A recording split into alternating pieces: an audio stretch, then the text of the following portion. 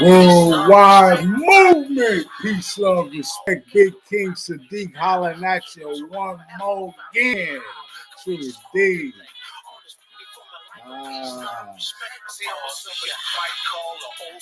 We begin the show as we do always. Welcome, I love you all.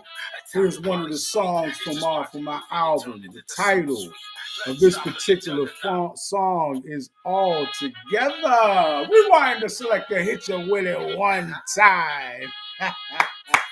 One more again. We finally made it what? We did it all together. We can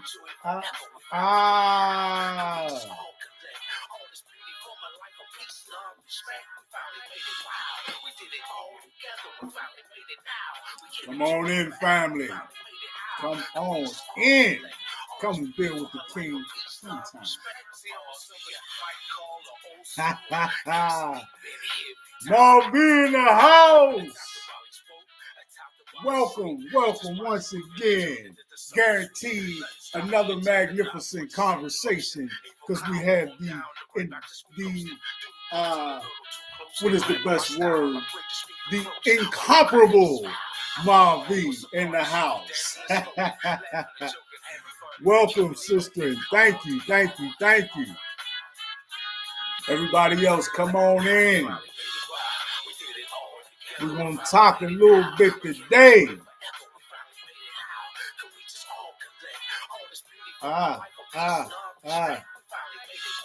We did it all together.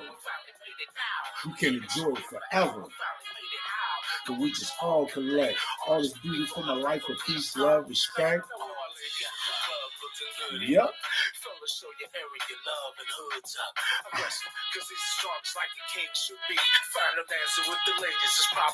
Come on in, folks. Let's get the form pumped up today. It's time to talk about a few things, right? True indeed. This party ain't over like no time soon. This party ain't over like no time soon. Come on in, folks. We're going to talk about a few things today. Marvin right on time, too. We can just get it.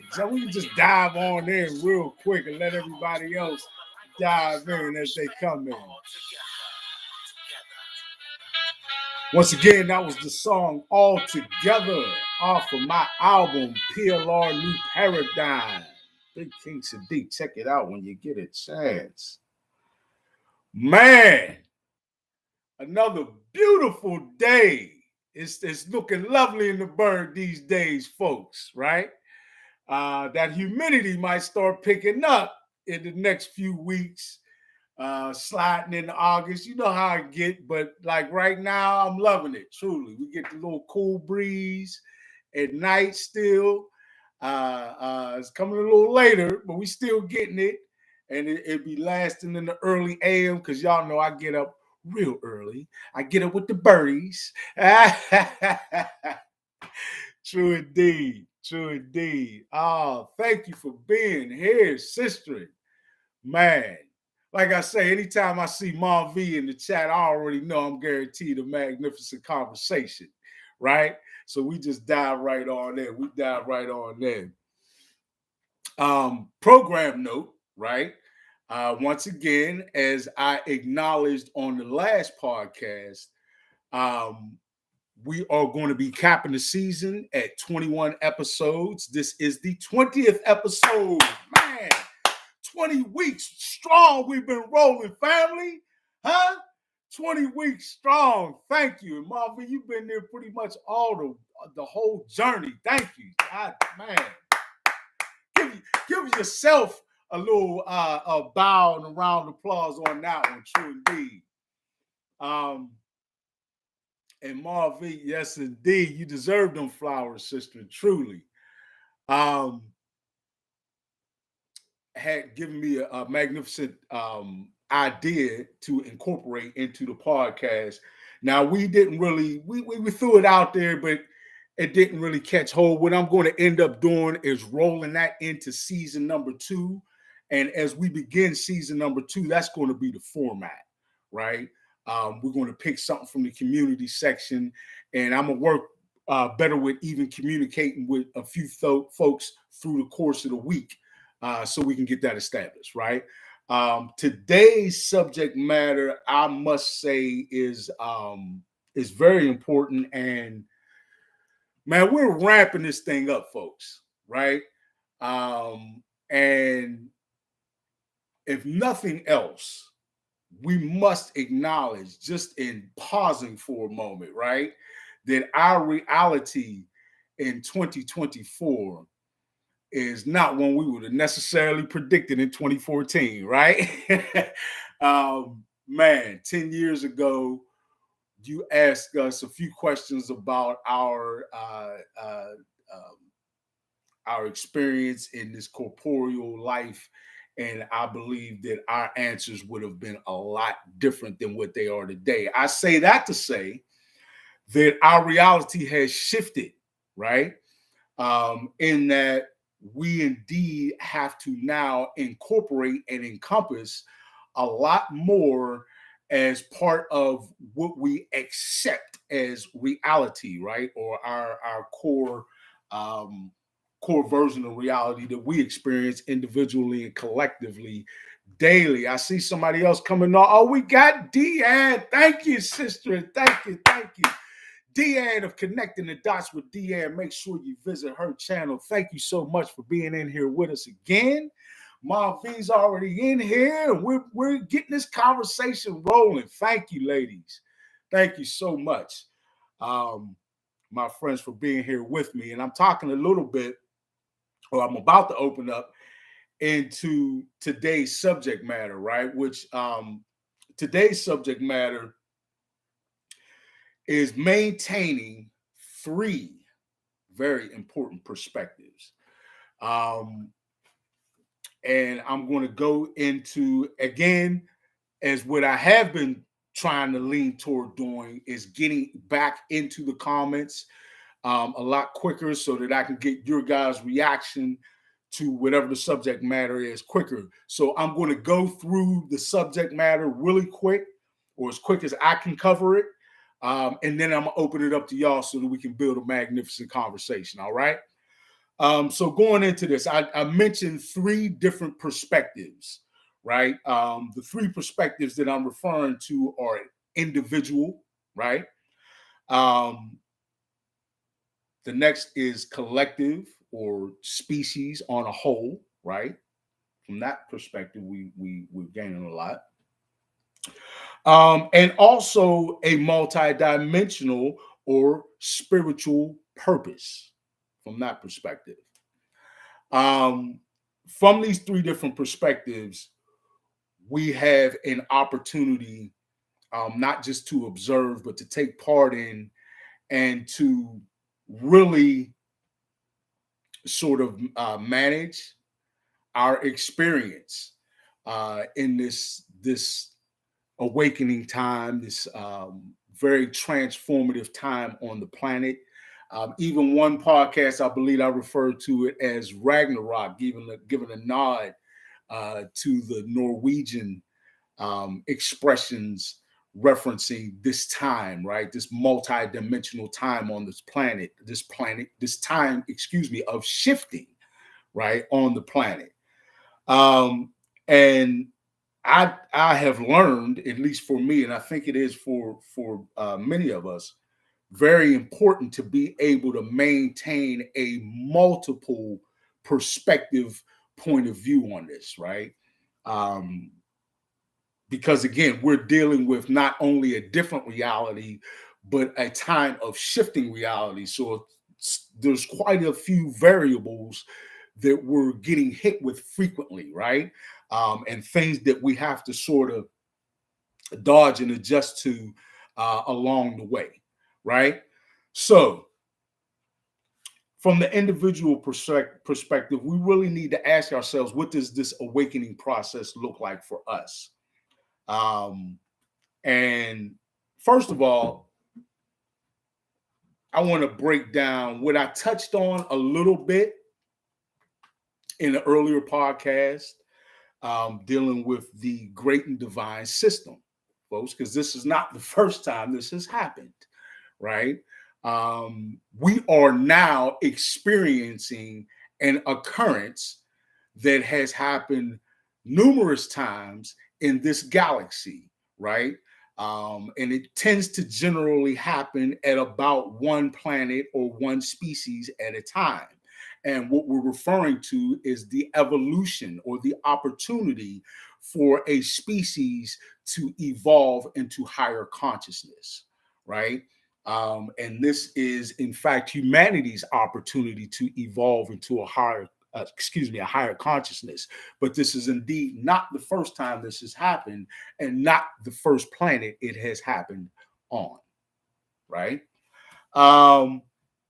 So I say that to say that we can build these three perspectives with that in mind, right? Understanding, again, you know, from the individual perspective, we really need to realistically. I see somebody else filing in. Feel free to announce yourself in the chat. I always love to welcome folks formally to the conversation because I appreciate you and you know I love you all, truly. So whoever that is, you're welcome to come on in. You can just sit back and observe. No pressure, no worries. Either way you want to do it. I'm just glad you're with us. We're talking about today's subject matter, which is the maintaining of three very important perspectives: individual, collective, or of the species on a whole, and multidimensional or spiritual purpose, right? These are the three perspectives that we're operating from, or that I'm referencing in this conversation. So, again, in this first perspective, we're asking ourselves, what does this awakening process look like? And what does it look like for me, my life, and the lives of others in my life, the folks that touch my life, all the lives that intertwine and intersect with my life. All right. So this also, believe it or not, can appear to be multi-pronged, right? Or multifaceted, should I say. But it is all interconnected, right? So I say that we are experiencing this awakening process planet-wide, right? And we are seeing reactions and having a shift in paradigm that reverberates from a global level to a national level, right? Or throughout different aspects or areas of the country, right? Or even continental, if you want to look at it in reference to, well, yeah, how North America or South America or whatever your continent is located on. There's certainly things that can be referenced in that format as well. But most importantly, and for this first particular level, on a personal level. Now, when I say a personal level, I mean that, first of all, think about secret societies, right? Secret societies, we know, operate on a global level, on a global basis, right? Because secret societies intertwine and are intermingled in world governments, right? Deeply so. There are many who would say that the and I would echo this, that the socially economic elite within these secret societies, the real tops, the top levels of these secret societies, and those bloodlines intertwined within this, are those who rule the globe, who actually dictate to the world governments. Okay. And then we see how that affects us, and it is essentially something that trickles down, right? You see effects of how they put control systems into our everyday institutions, right? We're talking about religion, agriculture, education, etc., right? There are control systems, linear control systems placed there by the socially economic elite to keep those institutions functioning in their favor, right? According to their agenda. Perfect example, like I want to give credit immediately to Brother Yaki Awakened, um, pointing out specifically how we got to a point where we're experiencing big pharma, right? And the vision or agenda of John D. Rockefeller rolled out through that, right? So that's at the we talk globally now. That's sort of how at the national level we see these things impacted. Also, I talk all the time about how the socially economic elite have made incredibly powerful and impactful choices on your behalf, not necessarily in your favor, right? For example, I talk a lot about how we're now dealing with um, the aftermath or uh, the implications of socially economic elites backing Thomas Edison over Nikola Tesla's genius, right? Which Nikola Tesla, by all accounts, pretty much blew Edison out of the water, right? He was just more of an innovative and some would say just downright, more of a genius uh, than Edison, and in some regards, Edison not even comparable. However, you still notice that our society moved forward with the ideas of Thomas Edison. Now, what am I referencing? I'm referencing Thomas Edison and his system of centralized power, right? When I say centralized power, I literally mean electricity, right? It is Thomas Edison's model that we followed when you see power lines literally going from poles to homes, right? And then from the to get to the poles, they're essentially extending forth from a centralized power source or company, right? This is why you have a light bill, folks. You can thank Thomas Edison, his system, and the fact that the socially economic elite were in power enough to influence which direction we went with. If had we gone with what was best for everyone, we would have, in my opinion, backed Nikola Tesla, who was bringing to us various powerful forms of free energy, right? So that's just an example of how this thing has affected us broadly on a national level, right? This is now we're living through this example, right? Um, because if we would have gone the direction of Nikola Tesla, we'd all be dealing with free energy. You would have to just make a one-time purchase for a device that some people call it the Tesla generator, but there are various names given to it. Essentially, the bottom line is you'd have a one-time purchase of a device that you could buy for your home that would power your entire home by drawing energy, atmospheric energy that is very much available to us. It's a matter of harnessing it. And Nikola Tesla perfected ways of doing that, but those things were shunned away by your socially economic elite. All right. That's an example of how that affects us. And as it trickles down to the individual level, you see different ways that the influence is metered out into the public, right? This is where you start to see, secret society lodges and so forth in different communities, right? I'm not making any nefarious allegations to the lodges because I can't tell you exactly everything that goes on. Although one of my best friends and actually several of my friends um, were members of Masonic groups, right?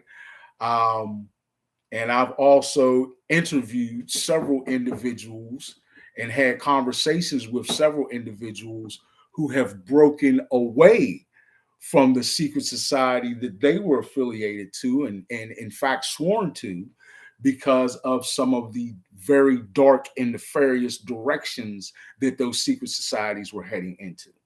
Okay. And when I speak about that, and these individuals affirm this, that these secret societies do meter out their influence actually into families, right? What does that look like? Well, if you have read my book, I talk pretty intricately about the system that they utilize of recruitment, of how there are often folks in your community and sometimes right in your family who are members of these organizations who are at who are privy to various levels of awareness in terms of the nefarious nature of the agendas that are played out uh, by these members, usually high ranking members of these lodges, right? Because information is sequestered, metered to the people, even within the lodges, right? Not every person who is who is Masonic, folks, has the highest degree of Masonic information. It's very much the opposite of that, right?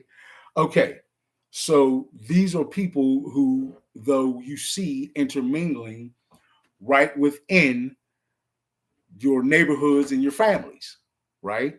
I've spoken a little bit about how there are connections that we previously didn't think of, dots we didn't connect. Shout out, Deanne.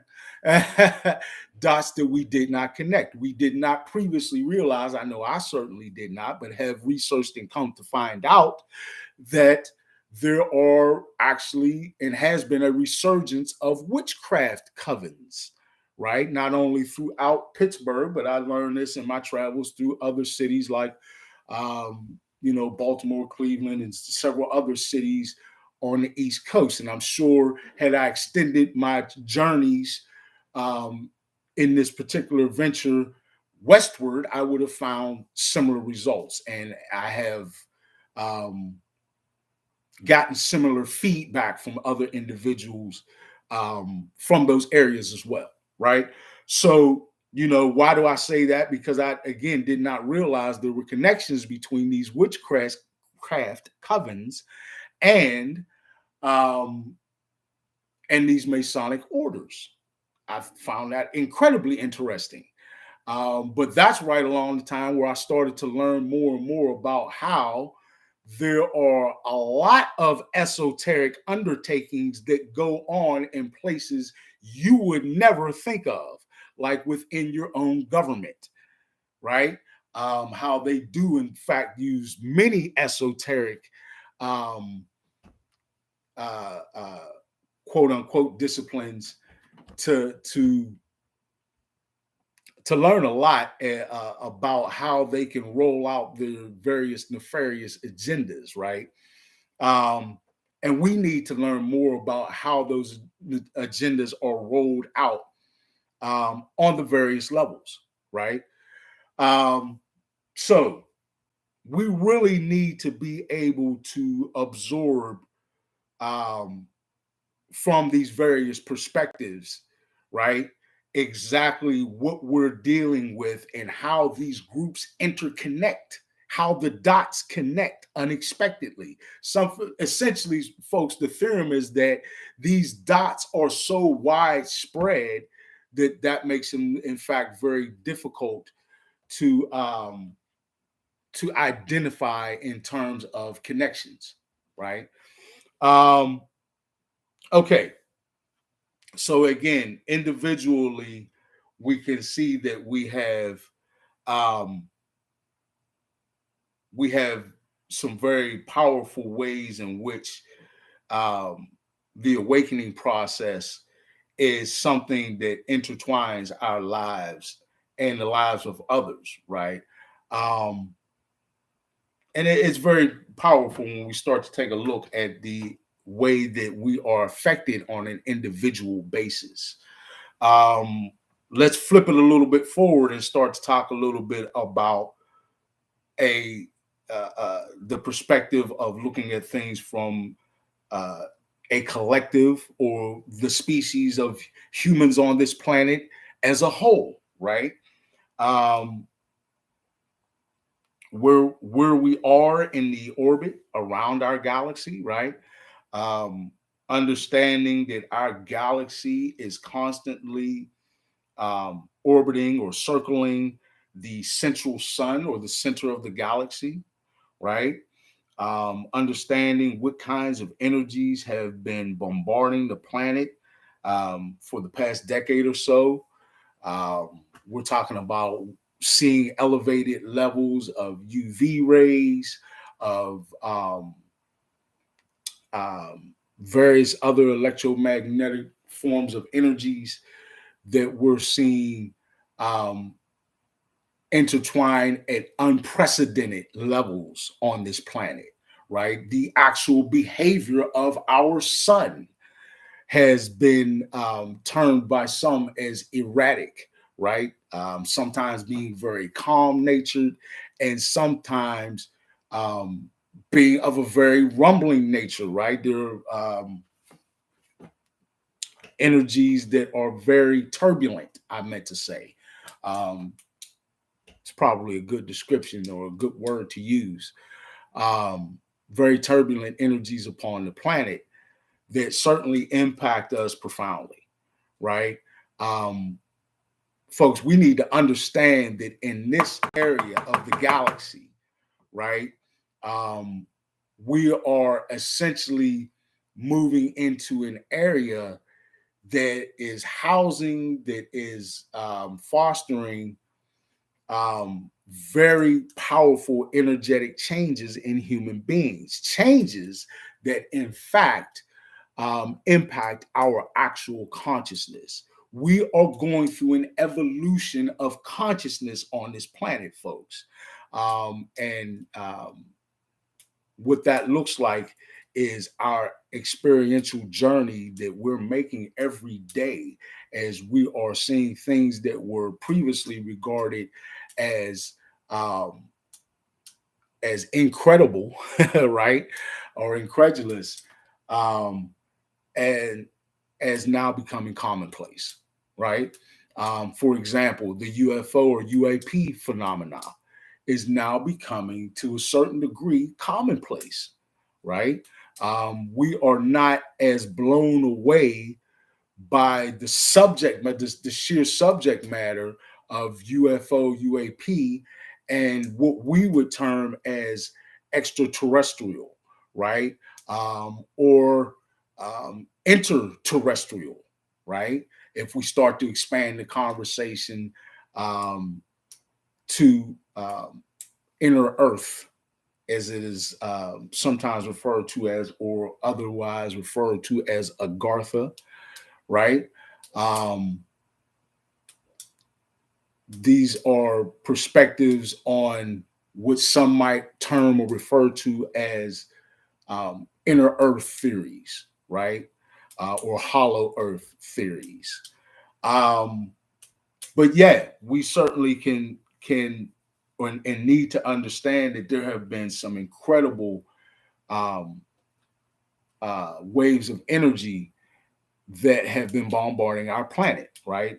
Various types of energy that have been bombarding the planet in very powerful and transformative ways, ways that ultimately affect transforming consciousness, right? And we're talking about the evolution of our consciousness into higher states of consciousness. And we, again, as I've spoken on several times before, have evidences of that. Um, and and recognizing that we do have energies that we're being exposed to that are transformative and very powerful indeed, right? So, um, this is again on the level of the collective. We're talking about energies that are and situations and circumstances that are affecting the collective, right? So, at that level, we can talk about again how the energies that are bombarding the planet are fostering higher levels of consciousness, and we're seeing evidences in that as scientists chart human beings thinking with greater frequency on higher and in higher brain waves, right? Like theta brain waves, for example. um, And this again is indicative of the evolution in consciousness that we're seeing on the planet happen as a result of our exposure to very profound and transformative energies, right? Um, okay, so again, I mentioned a little bit about the energies bombarding the planet in recent decades, or at least in the past decade or so. And then we all also have got to ask, what kinds of strange behavior has the sun exhibited in recent years? Folks, I mean, this can get from mundane to things as extraordinary as what has been termed the sun diving vehicles. I don't know if you folks have seen anything about this or not, but there have been UFO UAPs recorded as having flown into the sun and back out the other end without any damage, as though there are some sort of portals or passageways that actually go directly through the sun. And that's not the first time it's the first time I'm mentioning it on the podcast format, but I've talked about that before because that is a very intriguing phenomenon that you can do research on. There's a lot of information actually out there about vehicles that have been, or we'll say UFO, UAP, that have been observed flying into and out of the sun, completely undamaged. Okay.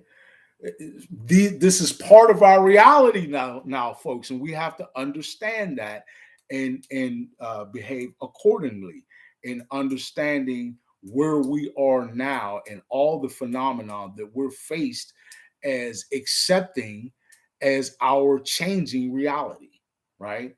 And how dynamically our corporeal experience is changing just about every day, right?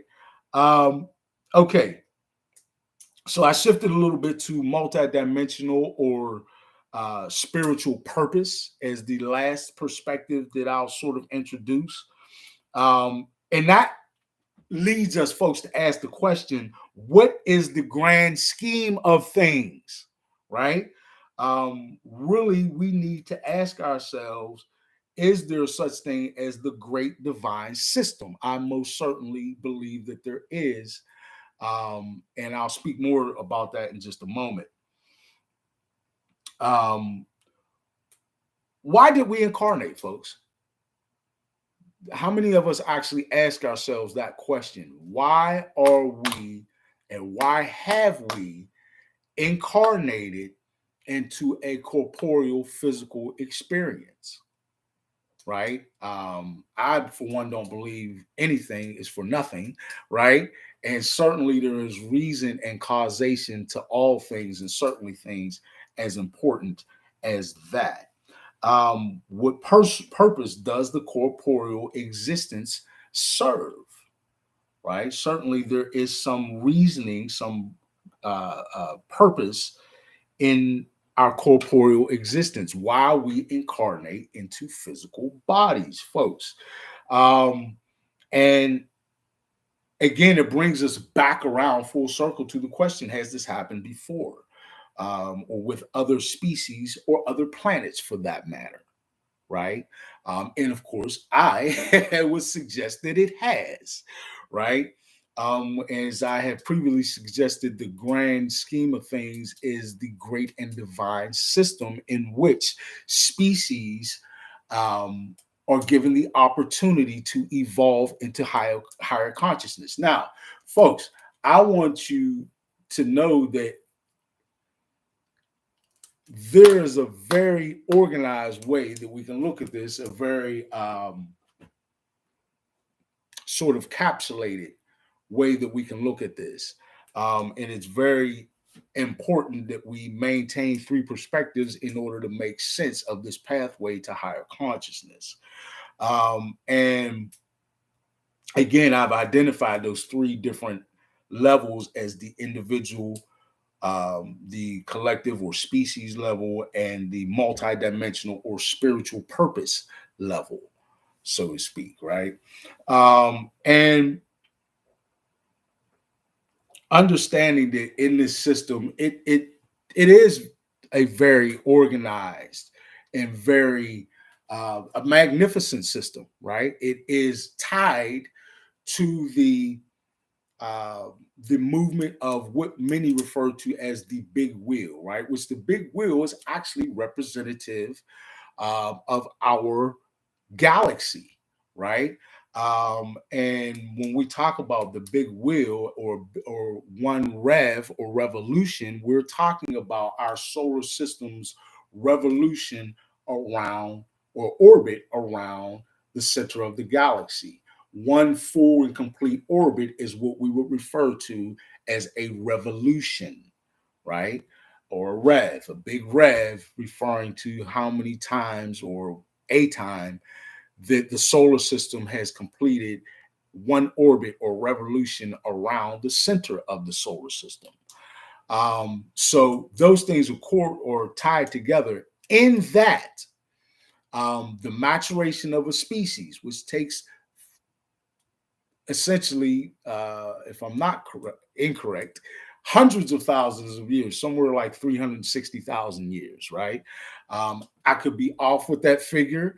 I'll have to get back to you with a more correct figure on that later. But certainly, we know that our solar system is orbiting the galaxy, and that's what we refer to when we say one revolution. And during that revolution or that time period of what we refer to as thousands of years, we'll say a multi-millennia time period, right? Um, During that time period, a species has an opportunity to evolve into higher consciousness or to suffer self-destruction. Many of you have recalled hearing me say many times that technological advancement, absent technological advancement, absent spiritual development and spiritual maturation, tends to lead to self-destruction, right? When you advance technologically, but do not match that technological advancement with your overall spiritual advancement as a species, it tends to lead to self-destruction. As we came very close to right here on this planet many times, right?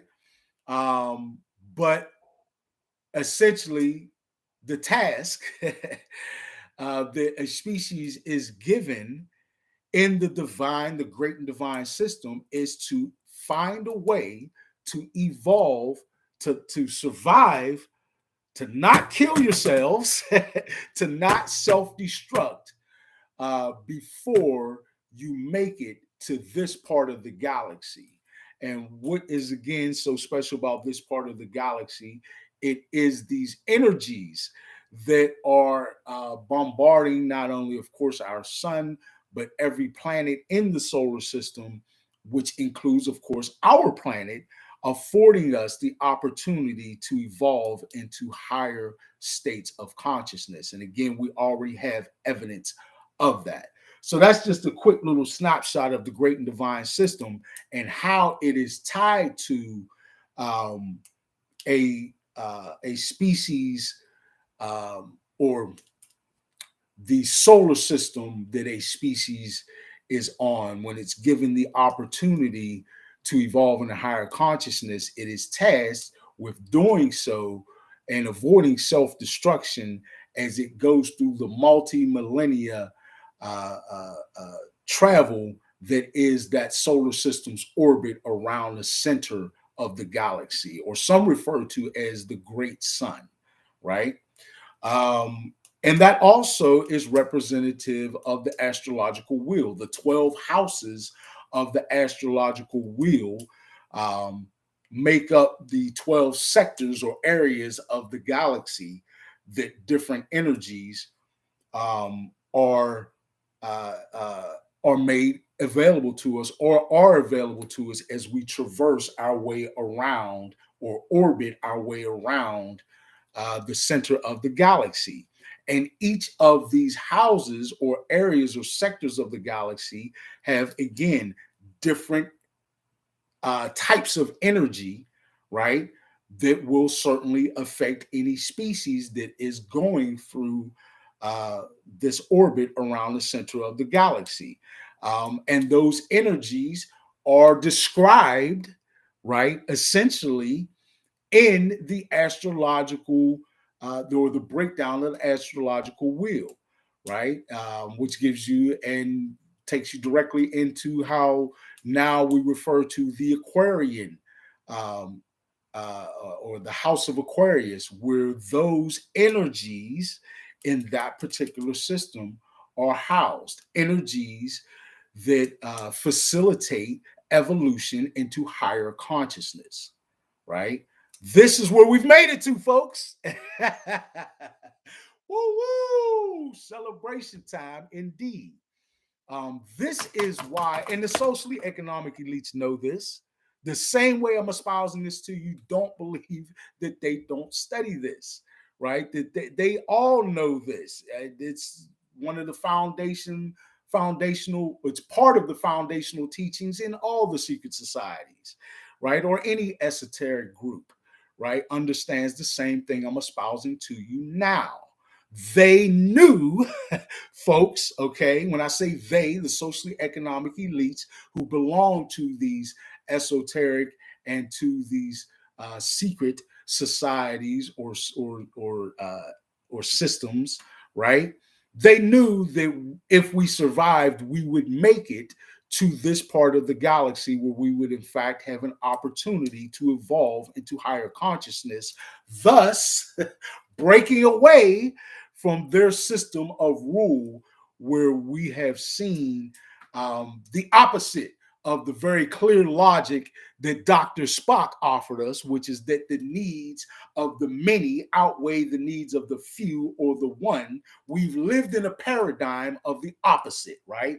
Where the needs of the few have indeed outweighed the needs of the many or the masses. We're breaking away from that. That was the old paradigm, the one that they were protecting and coveting so much as we continued our evolutionary journey around the center of the galaxy. But now, as we evolve into higher consciousness, just naturally move away from.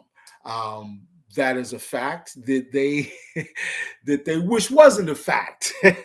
And this is why we see the current erratic behavior of the quote unquote powers that be, or the socially economic elite on the planet, globally, and on all three levels that trickle right down into our neighborhoods and our families. Okay, that is what we have happening right now. And when you maintain all three of those perspectives, the individual perspective, the perspective of what's happening to us as a collective on the planet as we shift through a new paradigm, and as we are sort of detaching ourselves and evolving out of the old paradigm, right? And then the higher level, as we take into account what's actually happening on a multi-dimensional level or basis, or on a spiritual level, which is that we are that new species that is being given an opportunity to evolve. Now, what does that look like, and how do we play a part, or a major part, in that happening as spirits? Huh?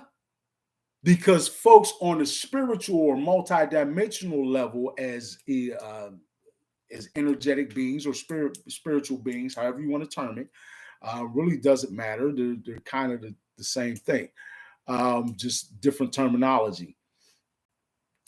At that level, we volunteer for this over and over and over and over again, which is where we get the reincarnation cycle, because you incarnate, right, into this corporeal existence for the purpose of spiritual maturation.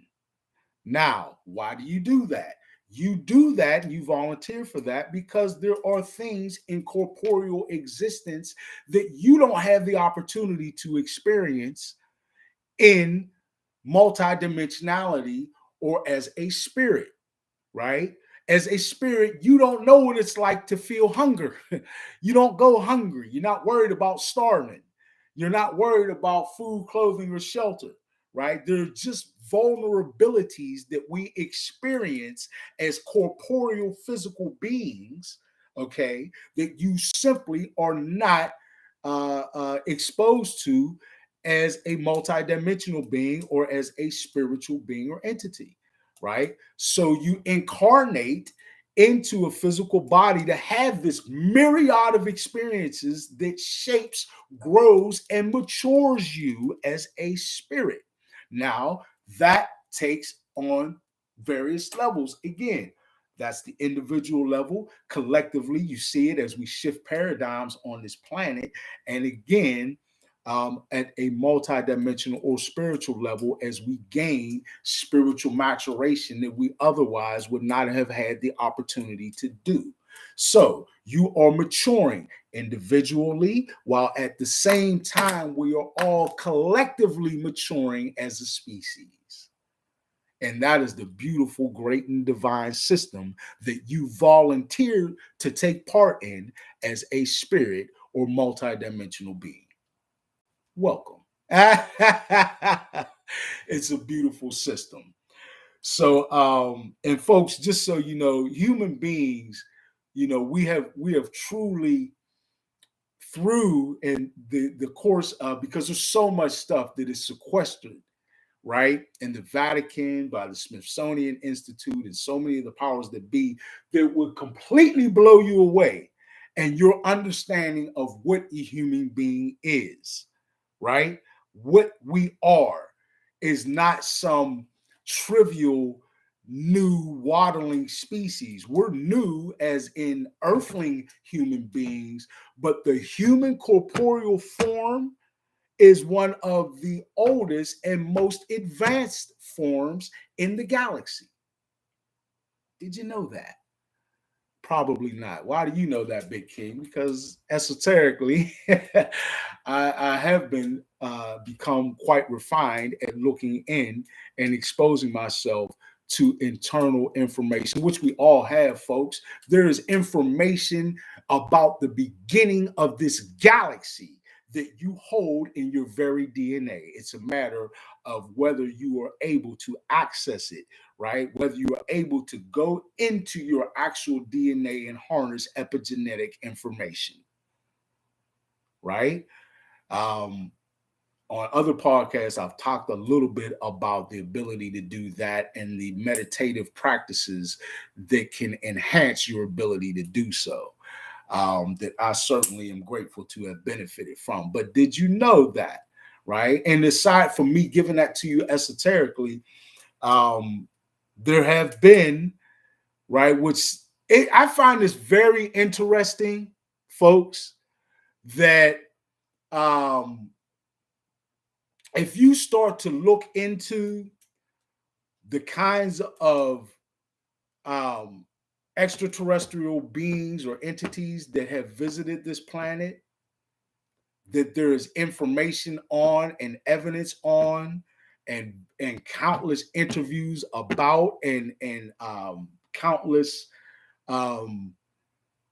testimonials, right, given on that subject. I find it incredibly interesting that we don't see information relayed about the dark or the highly melanated beings that have visited this planet.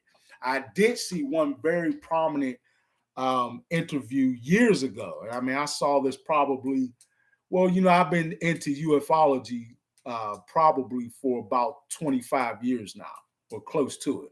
But anyway, I saw an interview, I believe, I keep wanting to attribute this interview to Linda Moulton Howe, but I'm not certain. I do think she was the interviewer. If I'm incorrect, I apologize.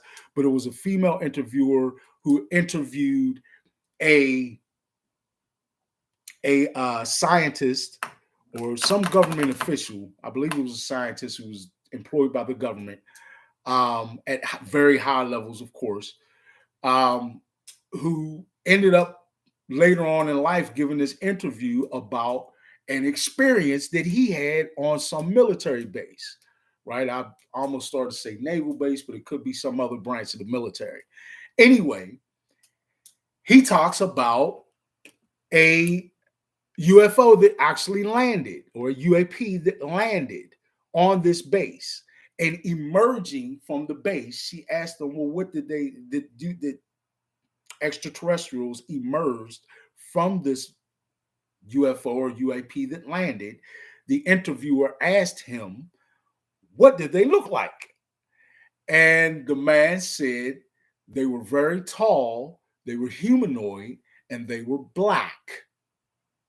She said, you mean like they were dark, had kind of dark skin? He said they were actually very black. They were almost pitch black in their skin pigmentation, but they were clearly very humanoid, but very much taller than us. They were like 9-10 feet tall. Okay, that is not the first account that I've heard of, that I've seen given in that way.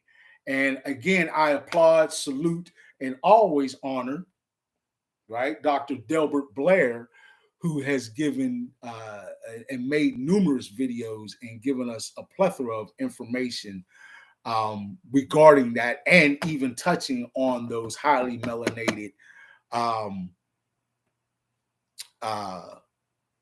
extraterrestrials or non-earthly beings, however you want to term it.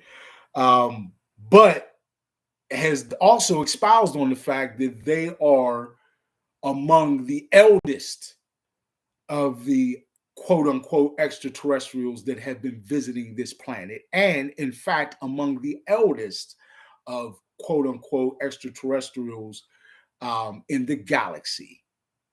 So I just find it very interesting. If you search, it's very difficult to find any information on them, right?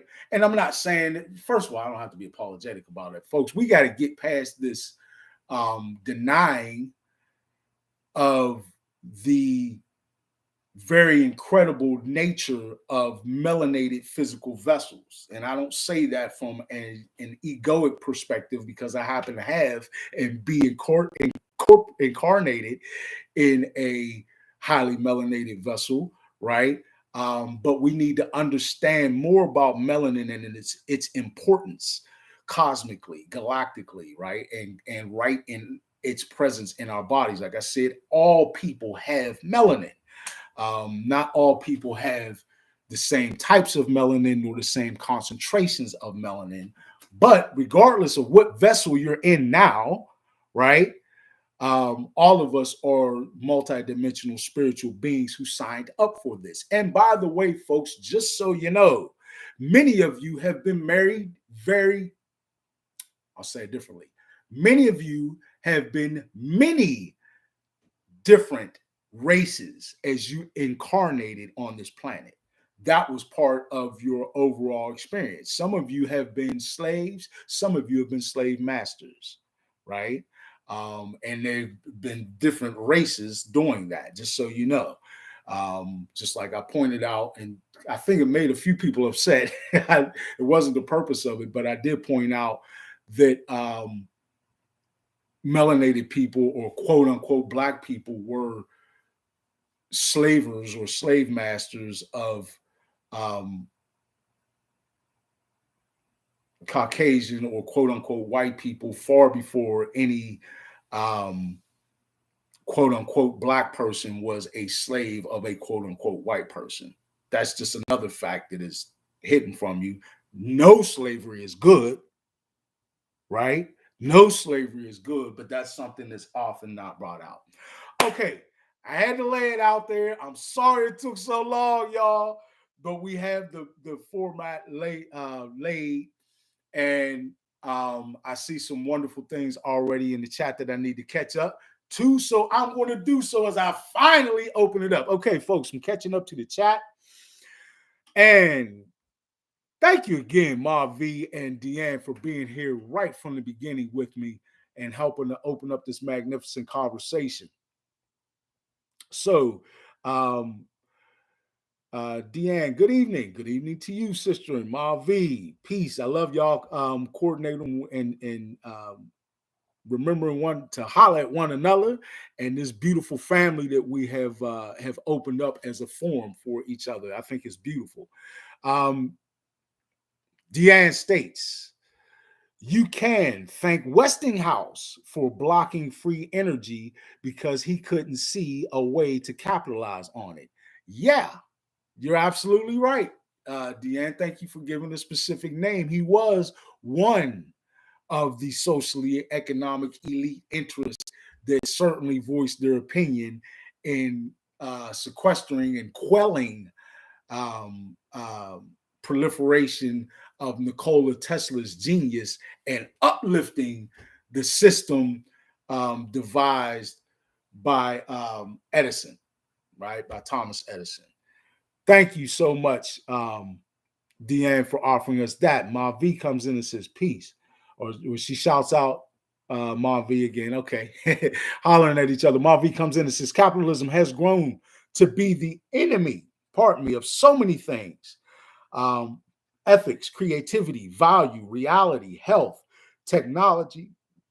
Excuse me, y'all. Technology and spirituality. True that. Um, Capitalism has been heralded by just about every politician and in this country as this great and incomparable economic system that is so wonderful in fostering a freedom for all peoples, right? And we are sold that. But yet, when you take a look at capitalism and what capitalists have done globally and most certainly right here in your area of the globe, you see very nefarious agendas played out just about every time, right?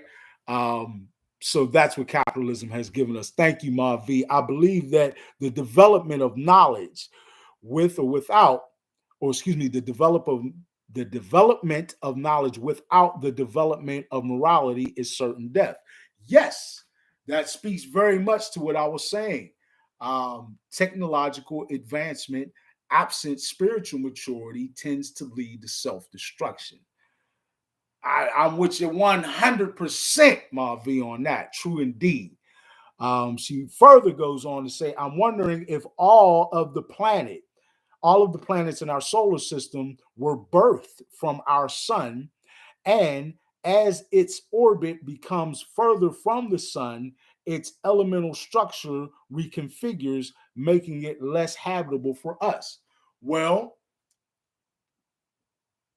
the reason why they came up with and tried to feed us the theory of the Big Bang is because it is what they can, or the closest version of logic that they can attribute to divinity, and also is actually evidenced in our galaxy, right? So our galaxy and everything in our galaxy very much sort of exploded forth from what we refer to as the central sun, or that center of the galaxy.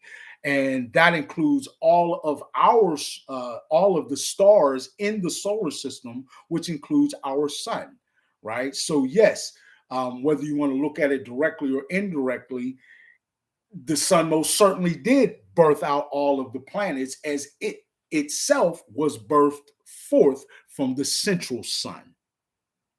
So yes, most certainly there is that connectivity, and the galaxy is continuing to expand, right? As is the universe, as it should be. If we think, folks, did you think that we were just going to that existence would just begin, expand in this great explosion, and to get to a certain point and just kind of chill out, right? Just kind of run out of energy and fizzle away or come against some sort of a barrier.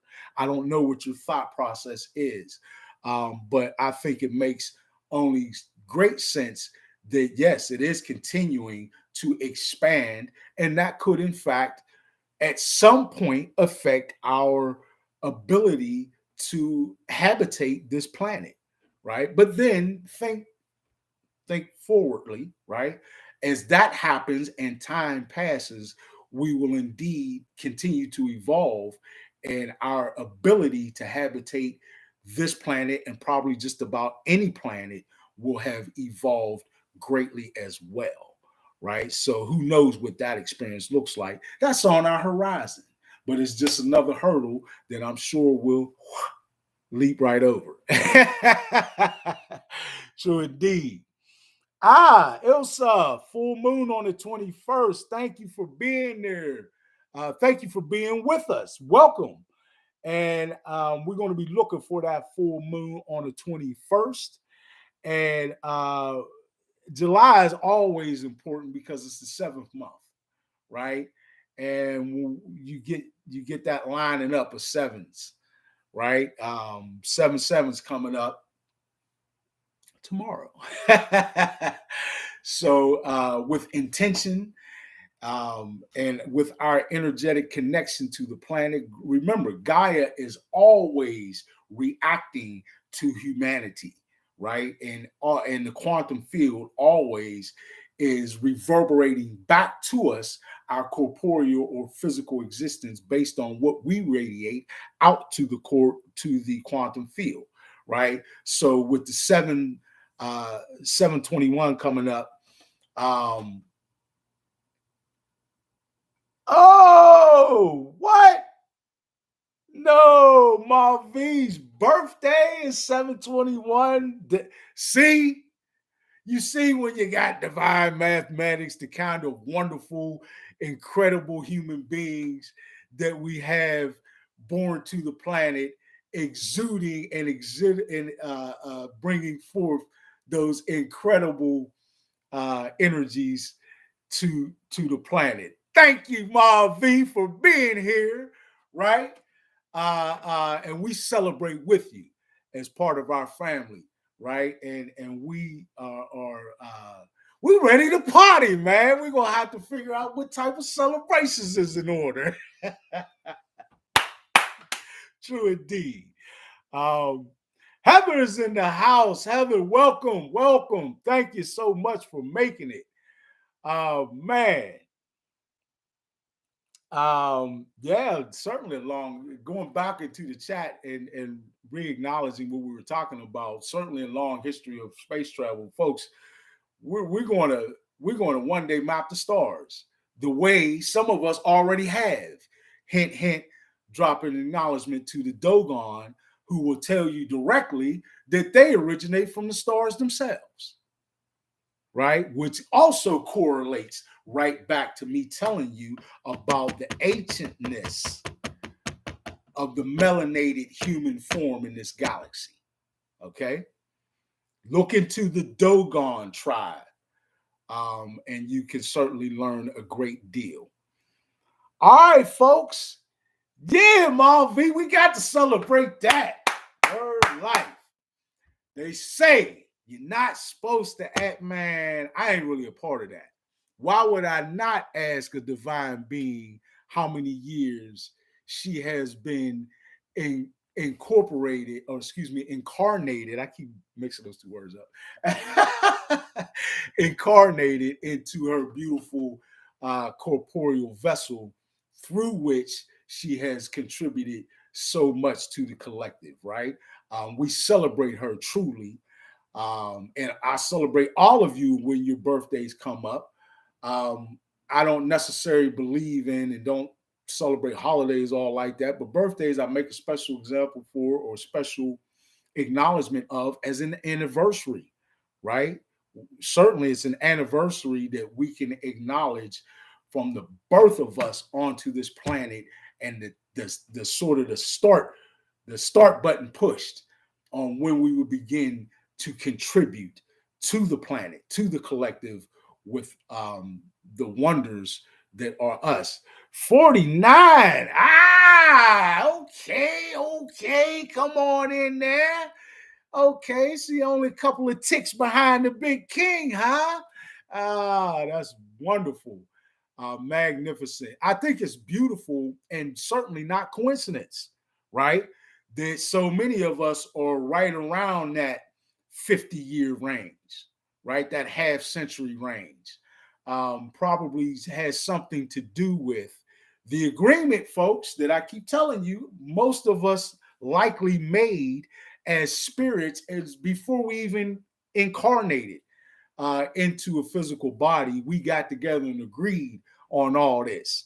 Family, we said on the other side of the veil, hey, I'll see you over there, right? And we went on ahead and not over there, but down there, right? As we coalesced into a more dense existence, right? Man, magnificent indeed. All right, folks. Anybody else have any direct input relative to this subject matter, right? These three perspectives, because, folks, I think it is in maintaining these perspectives. I know it has been for me in maintaining these three perspectives that gives us great ability to better deal with every single aspect of our awakening process or our spiritual journey or whatever you want to term this as, both individually and collectively on the planet, right? And for serving the purpose, the third perspective of our multidimensional or spiritual maturation, right? That purpose being served in us being here, right? Man, this is powerful stuff. We need to understand, and beyond understand, I think we need to appreciate that we're the generation, that we're the group of human beings on the planet right now that finished the race, right? We're the ones that grabbed the baton from all those generations prior to us, right? From all those different lifetimes that we've lived that make up our human experience, that it's now that we get to this point that we can evolve into higher consciousness. And I personally see evidences of it every single day. I tell you, folks, pay attention to the conversations now being had at your water cooler at work, or in the cubicles at work, or at the bus stops, right? Folks going out into the various ventures of the day, or on the corners where people might just happen to stop and bump into each other and talk, or in stores and gas stations and all over the place, just lend an open ear. Not trying to tell everybody to go out and eavesdrop, but pay attention to the conversations that you see being had. They are nowhere, and I can verify this personally, that they are very much different from what you would have witnessed 30 years ago. It's just the nature of the reaction of humanity to its own evolution, right? And again, we're talking about an evolution into higher consciousness.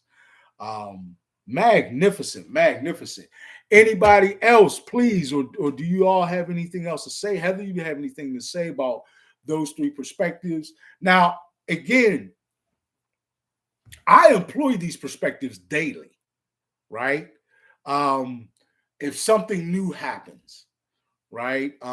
Like for example, just to give you an example, when they announced, um, at least when I learned of Israel's attacking of that camp in Nafar, I believe it was, of innocent refugees, right? Killing many of them.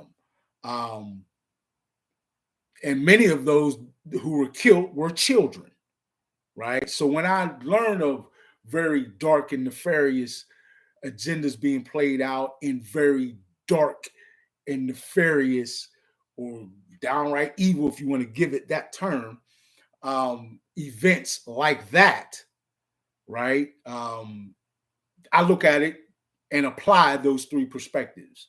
Well, what does this mean? I usually start from the macro and work down to the micro, but it can happen either way. Mavi and I were having sort of an interesting conversation about that the other day. But yeah, I usually start and apply that macro. So, okay, obviously, this is being done with some implication or some sort of a window into the reaction that the dark or low vibrational forces are having on the planet to our evolution, right? They are understanding or very much aware of our evolution and us arriving at this part of the galaxy where these energies are fostering evolution in higher consciousness. So we see a reaction of dark, malevolent, or low vibrational frequency energies slash and or entities on the planet that would want to hold on to the old paradigm, right? That fed them so well. Why would they want that, folks? I think I spoke several times or on several podcasts about how there are, in fact, dark, low vibrational frequency energies and entities that actually feed off of the suffering and the energetic emissions that are the result of the suffering of mankind or humanity. That when we feed that kind of energy out into the quantum field or into the energetic grids of the planet, the electromagnetic grids of the planet, when we do that, we are actually, in essence, providing a meal for these dark, nefarious entities. And I believe I gave reference to movies that even sort of gave a gave parallels to this, like that movie, The Dark Crystal. I believe Jim Henson made that movie, The Dark Crystal, or some other movies as well that I believe I previously referenced, but you can look at previous podcasts where we talked about that. Anyway, I, anytime I see something like that, I realize it is the dark or nefarious energies recognizing our ascension and trying to fight back desperately in some sort of way to keep us all collectively in a lower vibe so that they stay fed and so that we stay in the Matrix 4. Great example. She keeps hitting keeps hitting us off. Yes, we were talking about that as well, I believe, a little bit in one of our previous conversations, Marv. But that's another example. The Matrix 4, showing you and talking about how certain dark, nefarious, low vibrational frequency interests feed off of our suffering, right? Oh, also, if you remember, what's that name of that movie? Spawn with Michael Jai White, right? In the beginning of the movie, he talked about how Malbolgia, the dark or devil sort of figure, right, was trying to manipulate and mold the planet, not only for this upcoming war, but to keep conditions, right, on the planet steeped in human suffering, right, of various forms. So yeah, there's always hints and ways that these things are laid out to us, folks, right? If we but pay attention and use discernment to look at things and be able to glean from these movies and different ways that the truth of what's happening on this planet is sort of leaked to us, right?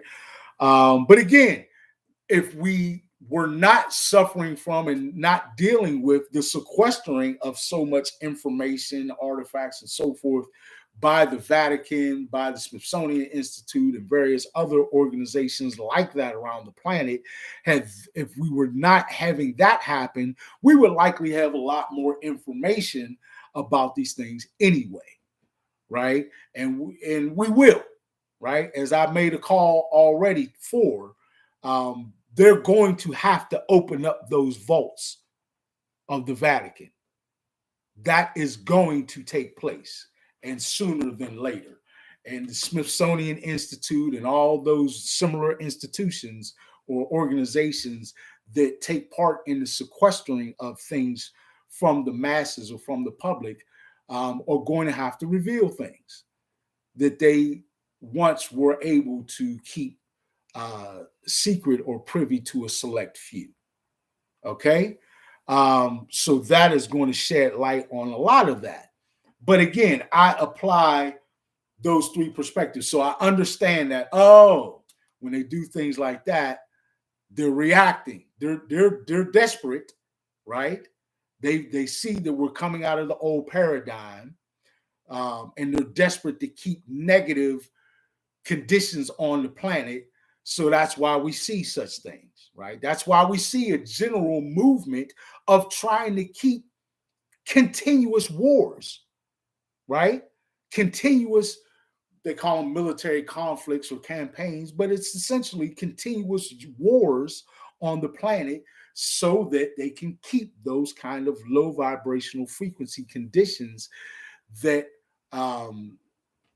that are housed or that have previously been housed within the old paradigm of how things worked on this planet. But that's all changing, folks. Because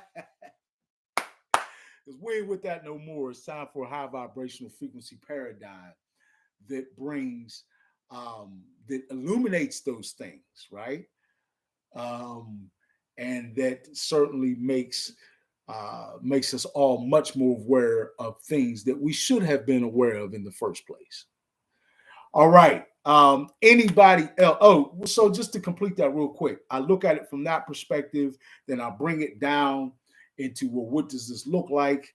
Uh, uh, right in globally or right in this nation, and then we see the reactions and how people, for example, one of the things that we see spring up in this country is one of the linear systems that they put in place, utilizing the term anti-Semitism.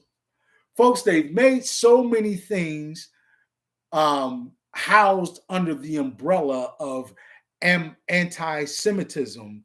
It's absolutely ridiculous, in my opinion, personally, right? You can't say anything against Israel or anything relative to the quote unquote Jewish community without the term anti Semite or anti Semitic being attributed to you. And then, having the quote unquote cancel community want to just dive in on you. I mean, it's absolutely ridiculous, right? I don't have anything against Jewish people or anybody. I love everyone. I have quite a few Jewish friends or friends in just about every walk of life, as we all should. We shouldn't even have to say that as precursors to prove that we're not racist or against any or prejudice against any group or group of individuals, right? So to utilize, also, I would say that to utilize anti-Semitism as a term in that way sort of trivializes actual anti-Semitism, right? If you use it so broadly and so in such a cheap manner, then you actually take away from its importance when it is actually used as a tool of prejudice. It would be like um, doing the same thing with the racism that has been experienced, for example, by darker skinned peoples in the United States, right? Quote unquote, right? To cheapen it or trivialize it in that manner is to me disrespectful. So if I were someone who were Jewish, I wouldn't like that myself. Why are we seeing this term being so broadly used and done in a manner that is actually not representative of what it actually means, and anything that is authentic toward preserving any group's best interest or respect of that group, and not using disparagement toward that group, right? But yeah, I think that is deep, and it's interesting how that's being used as a control system right now to sort of quell um, outrage against what is dark, nefarious, downright quote unquote evil behavior on the part of the prime, in my opinion, on the part of the prime minister of Israel, and anyone who would align themselves with that. I mean, we've seen folks right over here in the US do despicable things like autograph bombs and write messages on them like end them all. What kind of sick mentality is that when you see that these bombs are being dropped on innocent people? I mean, folks, we see, for those of you who do free thinking research, you see the imagery of people actually carrying like headless children, the remains of headless children whose bodies have been blown to bits, literally. You see body parts of children and their fathers and mothers and so forth, literally laying around these war-torn areas that, we can't even see refugees run to seek shelter. They get bombed in the city. They run, try to seek shelter at a place that is supposed to be safe, and then they get bombed there.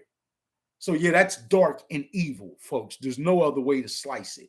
So for somebody to say speaking out against that is anti-Semitic, to me is using a very is cheapening the term and is using it in a very nefarious way that is in conjunction with the agenda of the socially economic elite. Diving back into the chat. Heather says, does anyone here listen to Lee Carroll's channeling of Cryon? I do. See, Heather, we be lined up. We be lined up, right? I do, and I have for quite some time. Mavi says, considering the empire, right, does, and will respond, how can the people see, build, and sustain health today for tomorrow? And Mavi further goes and says, at Heather, I don't believe I have. Okay, she's talking about the channeling of Lee Carroll and answering that question. But just to make a quick statement on what Mavi said, I point right back to the fact that we're even doing this, right? Having this community, and how there are now literally thousands of communities like this, that we're all sort of umbrellaed under a group of millions of folks around the planet who are awakening. Daily, that number is ballooning, right? And is very threatening to the socially economic elite. And evidence that we're making a difference is when you see them continue to panic and continue to have erratic behavior like that. we can look at it again in a multitude of ways. We see it as the horrible event that it is, right? But we need to understand the motivation behind it.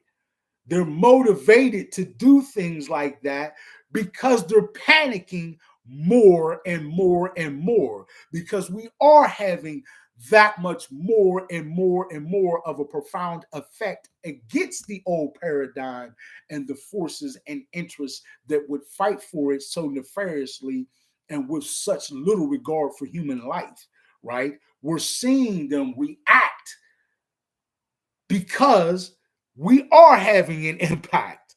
We are making them panic, right? We are doing what is necessary to move out of the old paradigm and into a new paradigm of peace, love, respect, where all of us awakening souls are experiencing a reality that fosters higher consciousness and all the beauty, peace, love, respect that comes with it, right? True indeed. And Heather, catching back up to what she says here, I watched it today and cry on talks of big changes on the horizon, and for light workers to hang in there, that heart-centered persons around the world are being shown ways that they can change world systems. Ah, true indeed. I will likely see that as well because I watch Cryon, but haven't in a little while. And it's funny that I was just earlier today saying to myself that I need to do that. Wow. And it comes right out from Heather. Um, and she also says, yes, that topic hurts me about the bombs and persons who have suffered. Um, yeah, we do be lined up, baby. True indeed. We are in sync, all of us. And certainly we are. And man, that's magnificent. I love the synchronicity. Ma V comes back in and says the call has been heard. We are connecting our calls to action. Yes, we are. Globally, it is happening, folks. And here's the thing about being in the US, because most of the multimedia legacy outlets are owned by a select few groups under the umbrella, as far as we know, BlackRock or whatever. I don't even care to keep naming these nefarious corporations, um, because they are all, you know, desperately trying so much to keep us in the old paradigm. They don't report on things that are happening outside of the US that are indicative of paradigm shift. Folks, there are massive protests happening all over the world that, unless you dive into free thinking press or free thinking research into information that comes from free thinking sources, not controlled by the socially economic elite, unless you open yourself up to those sources of information, you would never know. You know, you would think that we're not making very much progress, that the elites are just dominating this, and there's a few of us who just are awakening and wallowing away, you know, at the pain and suffering we see. No, no, no, no, no, no, no, no. That is not the case at all. Worldwide, people are waking up. I'm telling you, and they're protesting and making it known to the socially economic elite. Folks, there are nations, entire nations that are poised to push back and fight against the agenda of the socially economic elite. So change is here. You heard me. Change is here. Change is here. And this again is evidenced by the panic and the erratic behavior of the socially economic elite. Folks, we got to sort of train ourselves when we see these dark, nefarious things happen, right? And I know it hurts your heart, Heather, and it hurts me to see, right? Because we are compassionate. But let our compassion be transformed into divine, mature, compassionate action, right? Because those folks don't need us just to sit here feeling sorry, feeling sorry, feeling sorry. They need us to take divine compassionate action. And that, folks, includes the intentions and the thoughts and the compassionate energy, the healing energy that we send out to other areas of the world. Those people do receive it quite literally through the quantum field. It is real. This is an actual thing, right? I told you folks there are evidences that we can see that the human family, or that all of us collectively, do interact not only with ourselves but with the actual planet. When 9/11 occurred, there was a huge and incredible outpouring of compassion that actually impacted the electromagnetic grids of the planet, and there was even a measurable shift in the poles of the planet. Folks, we matter. Our energy matters. Our intentions matter, right? The love and energy that we spew out into the quantum field for other people matters. So don't stop that. Put it into action. Don't feel bad. Put your compassion into action and spew it into the quantum field. Visualize what you want to see. Visualize how you see people actually moving out of this.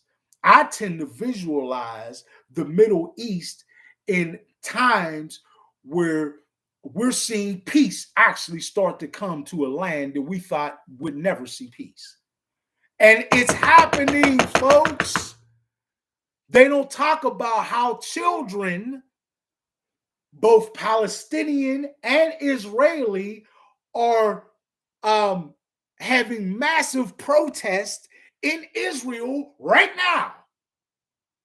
But they don't talk about that in mainstream media. You can't tune into The View and see them tell you, well, by the way, this is terrible with the Israeli prime minister has done in attacking innocent refugees, and children of both Palestinian and Israeli descent are banding together to protest this. You don't see them talk about that on Channel 11. You don't see them talking about that on CNN, but it is happening. It is real.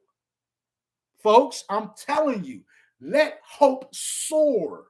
Let your hearts know this is not a time to hang your head in sorrow, pain, and misery.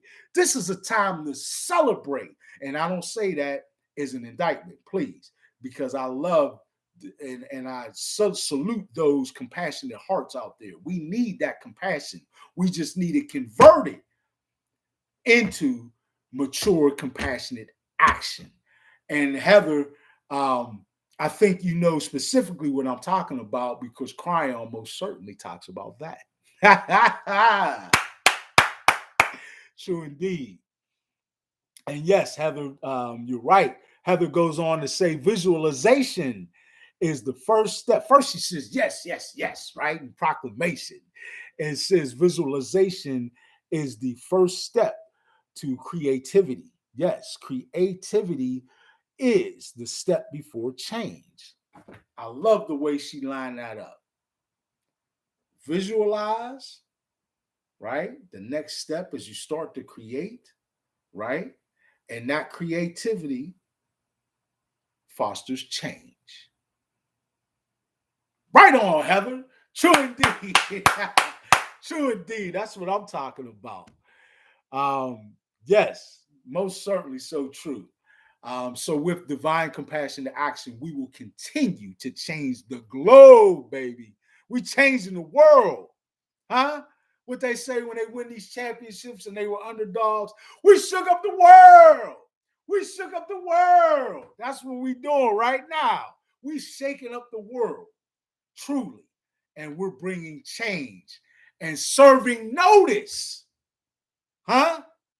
serving notice to the socially economic elite and the dark nefarious forces that they're aligned with, that we are not going to go quietly into the night of some dystopian nightmare of a reality that they seem to be obsessed with.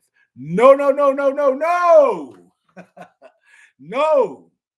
We're moving, we're surging powerfully forward into a bright new future that we are creating ourselves, right? A future that is exhibiting fully and vibrantly a new paradigm, a high vibrational frequency paradigm that exhibits, nay, that exudes peace, love, respect. Word life. True indeed. Sounds like a great song. Well, yeah. Check out my album, baby. For real, really.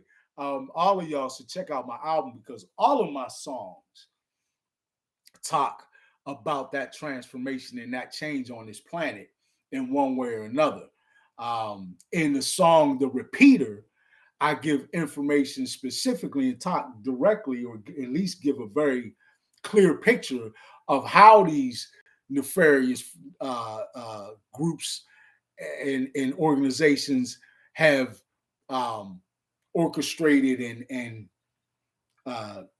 heaped upon us the old paradigm that fosters misery, pain, and hate, and that we are pressing forward by saying no and instilling a new high vibrational frequency paradigm. So check out that song on my album, PLR New Paradigm. The title of my album says it all. Peace, love, respect, new paradigm. I mean, you can't make this stuff up, right? Check out my album, folks, please. The name of that song is The Repeater, and the name of the song that celebrates us coming out of that is All Together. Now, that song is not on the album, but it is on my YouTube channel, and it's out on various platforms, streaming platforms and whatnot. So check out that song, All Together by Big King S.1, as I celebrate in that song us forging a new paradigm, a high vibrational frequency paradigm altogether. Hey, y'all, hey, sometimes I got to give a little bit of a plug. um, and yeah, I celebrate my own music because I certainly am dedicated to doing everything I can personally to contributing toward us moving forward and forging a new paradigm. But I'm not the only one, folks. I brought up, I believe, in previous podcasts, there's other artists that are starting to give further proof of how the new paradigm is cementing itself. We thought they had hip hop completely snowed under and completely under their control to where we wouldn't see a such thing as positive hip hop artists, but we do see them springing up every day. Perfect example, the young guy known as Free Soul. My recommendation personally, check out his music. It's fantastic, right? Fantastic. And I love the way, personally, as a quote unquote positive hip hop artist, how he is pushing this genre forward in that direction. I celebrate him and that he's doing that wholeheartedly. Okay. And that's magnificent. So please check that out, folks. Check him out, check me out, check out all of the artists, the hip hop artists, and any kind of artists for that matter, but certainly all the hip hop artists who would give you music that fosters a new high vibrational frequency paradigm. One that I like to say exhibits peace, love, respect, true unconditional love. All right, folks. Anybody else? Anybody else want to contribute something to this magnificent conversation that we are having together today? I appreciate so many people chiming in and checking us out and coming in, and whether you said something or not, or just the fact that you paid attention for a period of time, I am grateful for. And I salute you all, right? Uh, uh. I salute you all and I thank you all for being a part of this magnificent conversation that I knew it was going to be and that we ended up having here today. Anybody else happen to have anything that they would like to contribute, any other way in which they want to further the conversation? And keep in mind, I hope you all are going forward to be utilizing all three of those perspectives to break down this reality and experiences that you have on whatever level, right? Um, whether we're talking about in our personal lives throughout this nation or on the globe, whether we're talking about at an individual growth and development level, growth and development as a species, or the spiritual maturation that we were seeking when we incarnated into these physical corporeal beings, right, that we are today. Magnificent, folks. Man, it's magnificent indeed. Anybody else have anything else that they want to spew on that subject or add to the conversation? I, again, personally have benefited greatly from always reminding myself to look at things and process things that happen from all three of those perspectives, right? It keeps me from ever really getting down too much. Remember, y'all, I told you I haven't had literally a bad day in over 7 years. And I have things happen in my life the same way everybody else does. In fact, I probably have more dark attempts at bringing down my personal vibration and the vibration of those in my life than many people, right? Because, we become targets when we get to certain levels of high vibrational frequency consciousness and we start to espouse light and certainly if we have a platform that is fostering and that is pushing forth and proliferating unconditional love, that makes you stand out to those who would love to continue to foster the old paradigm and the misery, pain, and hate that it encompasses. Folks, just because you are a target does not mean that you should stop or that you should expect to see yourself diminish in some way.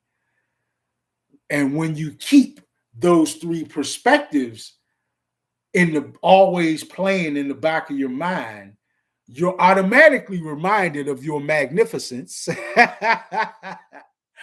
and that you are an actual expression of the creator's energy. So what is there that you can't do? Because I know for myself, I don't see anything that I can't do. And I don't see anything that would hold me back. I don't see anything that I am without or that I lack. And I don't see anything that would keep me from being magnificent. And I certainly hope the same for all of you, as I do love you all truly. So I'll allow just a few more ticks in case anybody else wants to jump in.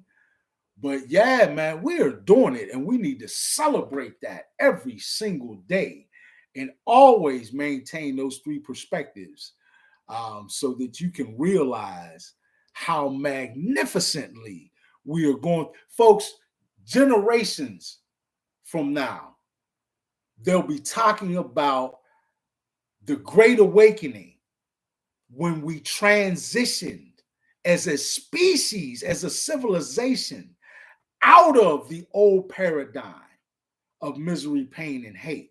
They will look back at the old paradigm as the barbaric times of humanity. Think about that. And we are the ones right now, today and forward, who are forging a pathway out of that into higher consciousness and a new paradigm, a high vibrational frequency paradigm, one that exhibits peace, love, respect. Man, we doing it. We can't be stopped. What did Mr. T say?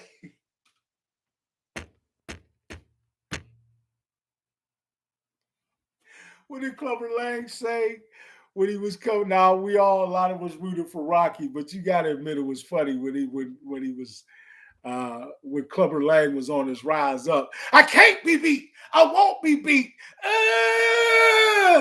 I got a lot of more. Don't hold me back. Don't hold me back. I got a lot of more. That's what I'm saying to the elites. I can't be held back. I can't be beat. I won't be beat. Huh? That's what we need to say to them, y'all, because they can't stop us. They won't stop us. They haven't stopped us and aren't going to stop us. Huh? We can't be beat. We won't be beat. Oh, we got a lot of more.